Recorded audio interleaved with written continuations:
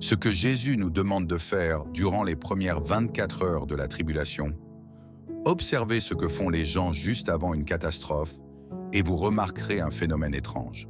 Ils ne courent pas, ils ne hurlent pas. La plupart d'entre eux font quelque chose de banal, d'ordinaire, presque embarrassant rétrospectivement. Le 11 septembre, alors qu'une responsable des douanes américaines guidait son équipe vers la cage d'escalier, l'un de ses employés s'est arrêté, a fait demi-tour et a déclaré qu'il devait retourner au bureau. Il y est retourné pendant que ses collègues continuaient vers la sortie.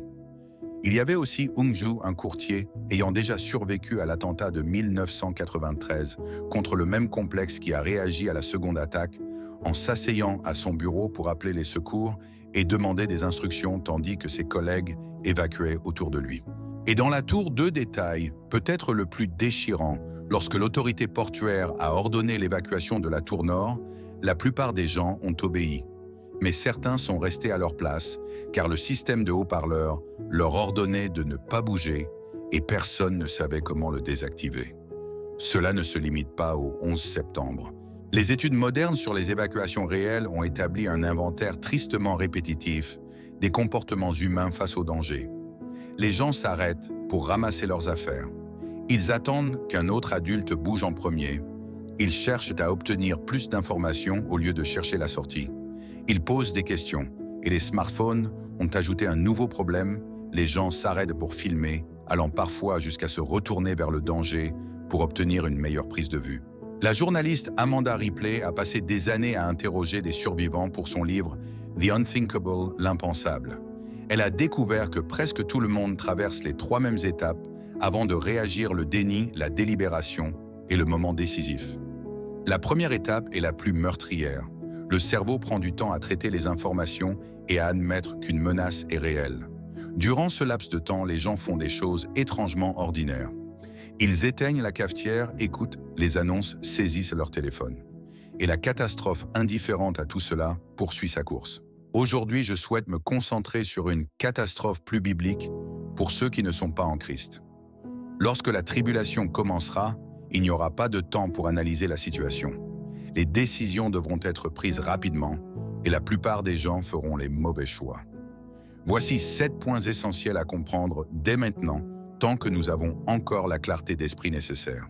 Enfin, la tribulation ne commence pas comme la plupart des gens l'imaginent. Beaucoup imaginent le début de la tribulation comme un chaos total, des explosions et un jugement évident. Ce n'est pas le tableau que dresse la Bible. Le moment que beaucoup d'érudits identifient comme le point de départ se trouve dans Daniel 9, 27, qui décrit une alliance confirmée avec plusieurs pour une semaine. Il s'agit d'un accord de paix et non d'une guerre, un traité et non une attaque. C'est ce qui rend les premières heures si dangereuses.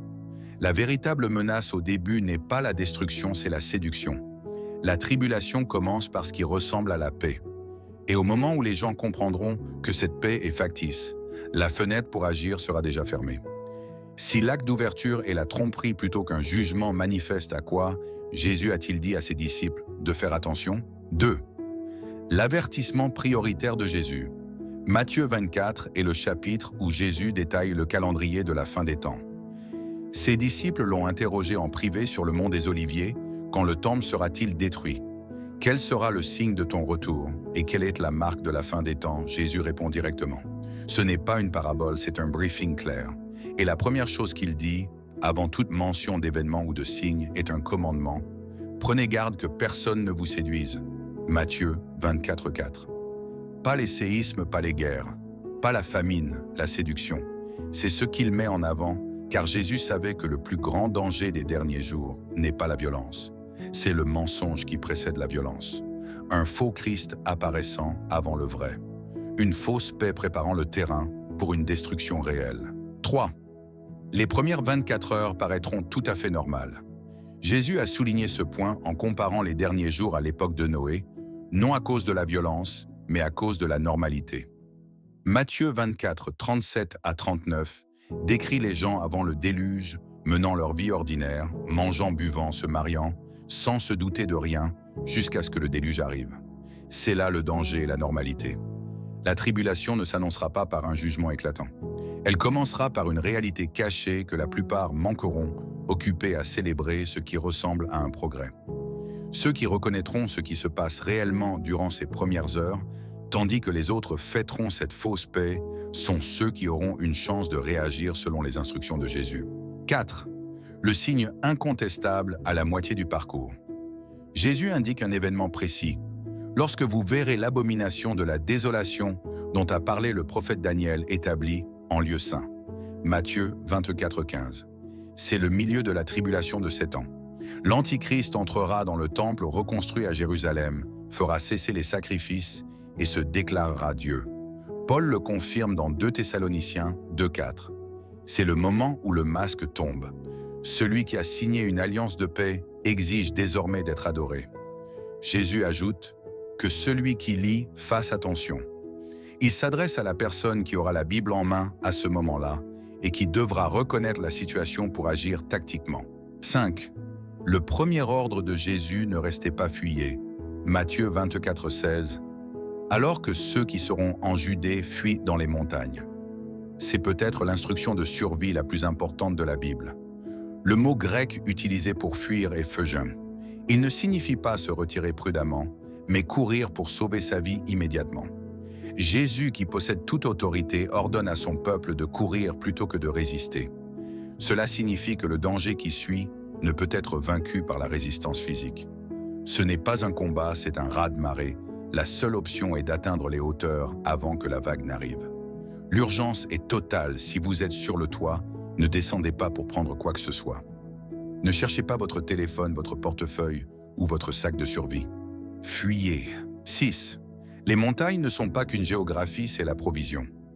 Lorsque Jésus dit « fuyez vers les montagnes », il ne donne pas seulement une direction, il affirme d'où vient la sécurité. Apocalypse 12,6 décrit une femme fuyant dans le désert vers un lieu préparé par Dieu. Les montagnes ne sont pas un dernier recours désespéré, c'est là que Dieu a prévu de protéger les siens. Jésus ne dit pas simplement « courez », il dit « courez vers l'endroit que j'ai déjà réservé pour vous ». Votre sécurité ne réside pas dans les villes, les systèmes ou les infrastructures construites par la bête. 7. Un événement doit se produire avant que la tribulation ne commence. Paul explique dans 2 Thessaloniciens 2:1-3 que ce jour ne peut arriver tant que 2 choses ne sont pas arrivées. Il doit y avoir une apostasie, le détournement, et l'homme de péché doit être révélé. Paul mentionne également l'existence d'un reteneur, le Saint-Esprit agissant à travers l'Église. Tant que ce qui retient est présent, l'Antichrist reste caché. Lorsque le reteneur sera retiré, le mal sera sans limite. Ce que nous voyons aujourd'hui, aussi sombre soit-il, n'est qu'une obscurité contenue. La tribulation, c'est ce même mal, mais libéré de toute entrave. Tout est en place, les pièces lui sont sur l'échiquier, mais le rideau ne se lèvera que lorsque le reteneur s'effacera. C'est à cet instant précis que l'Antichrist sera révélé. Comment les chrétiens doivent aborder la question des UAP, phénomènes anormaux non identifiés? Un événement significatif se déroule à Washington depuis quelques mois, sans pour autant recevoir l'attention qu'il mérite. Le sujet des ovnis, désormais officiellement désigné sous le terme de phénomènes anormaux, non identifiés, UAP, est passé des franges de la spéculation Internet aux auditions parlementaires formelles, aux décrets présidentiels et aux documents gouvernementaux déclassifiés. Dans cette vidéo, je souhaite discuter de la manière dont les chrétiens devraient appréhender ces révélations. Le 8 mai 2026, l'administration Trump a publié une première vague importante de dossiers UAP, autrefois classifiés. Les documents accessibles via un nouveau portail gouvernemental nommé Purview Système présidentiel de levée du secret et de rapports sur les rencontres UAP incluent plus de 160 fichiers. Rapports militaires, entretiens avec des témoins, témoignages de pilotes mémos, gouvernementaux, photographies et vidéos remontant à plusieurs décennies. Il est crucial de noter la déclaration du Pentagone, ces cas restent non résolus, ce qui signifie que le gouvernement est incapable de déterminer avec certitude ce qui a été observé. En novembre 2025, le documentaire The Age of Disclosure a été diffusé mettant en avant 34 responsables américains, actuels ou anciens, témoignant officiellement sur le sujet. Parallèlement, tout au long de la fin 2025 et début 2026, Le groupe de travail de la Chambre sur la déclassification des secrets fédéraux a tenu plusieurs auditions sur la transparence et la protection des lanceurs d'alerte. Le bureau fédéral chargé d'enquêter sur ces incidents, l'AARO, All Domain Anomaly Resolution Office, aurait enregistré plus de 2000 cas. Il ne s'agit plus de spéculations marginaux. Le gouvernement américain reconnaît officiellement qu'il existe des objets dans le ciel qu'il ne peut ni identifier ni expliquer. Soyons clairs, je suis extrêmement sceptique quant à l'idée d'une vie extraterrestre au sens conventionnel, car je pense que bon nombre de ces phénomènes confirment la réalité d'une activité démoniaque.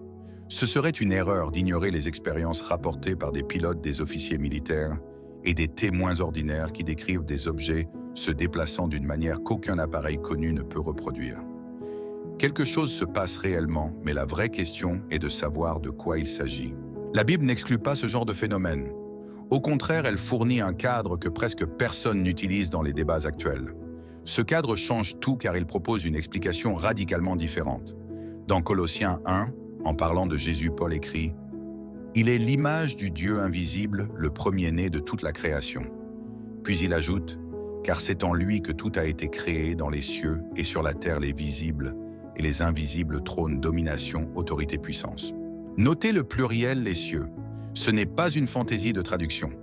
Les auteurs bibliques comprenaient qu'il existait 3 cieux, le premier ciel, le ciel atmosphérique que nous voyons là où volent les oiseaux et où se forment les nuages. Le second ciel, ce que nous appelons l'espace, le domaine du soleil, de la lune, des étoiles et de l'univers visible. Le troisième ciel, là où réside Dieu lui-même, la salle du trône céleste. Si des êtres créés existent dans le second ciel, cet espace au-delà de notre atmosphère, la Bible les a déjà nommés anges et démons. Lorsque quelqu'un regarde aujourd'hui le ciel et qualifie ces objets d'extraterrestres, la Bible utiliserait un langage différent: chérubins, séraphins, anges, archanges, principautés, autorités ou démons. Chaque civilisation humaine à travers les siècles a rapporté des rencontres avec des êtres étranges non humains. Cette consistance universelle n'est pas le fruit du hasard. Il existe une réalité spirituelle invisible qui interagit avec le monde physique d'une manière que la mentalité séculière moderne a été entraînée à négliger. Mon intuition est qu'une grande partie de ce que l'on appelle UAP relève de la manifestation démoniaque plutôt que de civilisation d'autres systèmes solaires. Cette suspicion s'appuie sur Éphésiens 2.2 qui donne à Satan un titre spécifique, le prince de la puissance de l'air. Selon les Écritures, Satan exerce une forme de domination sur le domaine atmosphérique. La Bible nous a avertis il y a 2000 ans que l'espace au-dessus de la Terre est en un sens le territoire de Satan. Il existe également un lien avec Matthieu 24. Jésus compare la fin des temps au jour de Noé. Bien que l'on se concentre souvent sur la routine quotidienne des gens de l'époque, Genèse 6 décrit une période où la frontière entre le spirituel et le physique était devenue floue, avec des fils de Dieu interagissant avec les humains de manière à provoquer le jugement du déluge. Si les derniers jours doivent refléter ceux de Noé, une recrudescence de manifestations étranges dans le ciel n'est pas contraire aux Écritures, c'est précisément ce à quoi nous devrions nous attendre. Un conseil de prudence. Je déconseille fortement à tout croyant de faire de ce sujet un hobby ou une fascination. Éphésiens 5 nous demande de ne pas participer aux œuvres infructueuses des ténèbres. Si ces phénomènes sont effectivement démoniaques, si plonger obsessionnellement, chercher à faire contact ou regarder chaque nouvelle vidéo n'est pas une activité spirituellement saine. Notre rôle est de garder l'essentiel au centre, connaître Christ, vivre dans sa liberté et faire connaître son nom. Ne donnez pas une attention de niveau 10 à ce qui n'a qu'un niveau 2 d'importance. Si vous êtes croyant, la peur n'est pas la réponse. L'expression « ne crains point » apparaît plus de 300 fois dans la Bible. Quelle que soit l'origine de ces phénomènes, aucune ne possède l'autorité pour effrayer un chrétien car « celui qui est en vous est plus grand que celui qui est dans le monde ». 1 Jean 4.4. Si vous n'êtes pas chrétien et que ces réflexions vous interpellent, sachez ceci: si les ténèbres existent, la lumière existe aussi. Son nom est Jésus-Christ. Regardez vers le haut, non avec peur mais avec espérance, car le même Jésus qui a créé les cieux est celui qui revient à travers eux. Lorsqu'il reviendra, chaque ombre sera dissipée, chaque question sera résolue, et toute puissance opérant dans les airs sera placée sous ses pieds. Prenez garde, le mot d'ordre pour la fin des temps. La Bible nous exhorte à prendre garde, c'est-à-dire à accorder une attention particulière au signe de son retour, Marc 13, 28 à 33. Prendre garde, c'est veiller et prier. Nous vivons des temps périlleux, pleins de dangers, qu'il s'agisse de la santé humaine, de l'économie ou de la nature. Jésus nous a avertis dans Matthieu 24, 4, « Prenez garde que personne ne vous séduise. Une grande tromperie est à venir au point que si cela était possible, même les élus seraient séduits. » Enfin, 2 Timothée 4 nous met en garde, un temps viendra où les hommes ne supporteront plus la saine doctrine. Ils se détourneront de la vérité pure et simple, l'évangile qui prêche le repentir, pour se donner des enseignants qui flattent leurs désirs et leur disent ce qu'ils veulent entendre. Soyez vigilants, restez ancrés dans la parole et ne vous laissez pas détourner par les spéculations du monde. Prenez garde, hommes de Dieu. Prenez garde, femmes de Dieu. Ne tombez pas dans le piège d'un évangile qui cautionnerait un mode de vie pécheur. L'évangile doit nous interpeller sur la voie de la justice. Il doit nous pousser vers la sainteté. Il doit nous convaincre de nous repentir, de nous prosterner aux pieds de Jésus-Christ et de rechercher sa miséricorde. Fidèles, prenez garde. Soyez attentifs à Matthieu 24, 7, qui nous avertit qu'une nation s'élèvera contre une nation et un royaume contre un royaume, et qu'il y aura en divers lieux des famines, des pestilences et des tremblements de terre. Prenez garde à Matthieu 24, 10. Alors plusieurs succomberont et ils se trahiront, se haïront les uns les autres. Gardez à l'esprit que l'iniquité augmentant l'amour du plus grand nombre se refroidira. Alors tandis que vous m'écoutez, je vous pose à nouveau ces questions. Veillez-vous, priez-vous, observez-vous comme le dit la Bible. Que dans les derniers jours surviendront des temps difficiles, permettez-moi de vous rappeler qu'il existe 2 royaumes, celui de la lumière et celui des ténèbres. Lorsque vous vous abandonnez à Jésus, lorsque vous lui donnez votre vie, savez-vous ce qui se produit? Vous êtes transporté du royaume des ténèbres vers le royaume de sa lumière. Au moment où nous avons reçu Jésus-Christ, nous sommes passés des ténèbres à la lumière merveilleuse de Dieu. Or, laissez-moi vous dire ceci, saviez-vous que les ténèbres sont irritées par la lumière? Elles ne peuvent la supporter. Savez-vous ce que cela implique? Cela signifie que le diable ne peut vous supporter, mais cela signifie également que le Dieu Tout-Puissant vous donnera la force. Luc 10, 19 déclare « Voici, je vous ai donné le pouvoir de marcher sur les serpents et les scorpions et sur toute la puissance de l'ennemi, et rien ne pourra vous nuire. » Jésus nous affirme ici que nous avons autorité sur l'ennemi. Le diable ne peut rien contre vous lorsque vous savez qui vous êtes en Christ. Peut-être avez-vous besoin d'encouragement, car vous subissez les attaques de l'ennemi. Mais je tiens à vous dire pour vous encourager que Dieu est prêt à aiguiser vos armes. Il est prêt à vous donner une nouvelle stratégie. Il est prêt à renouveler vos forces.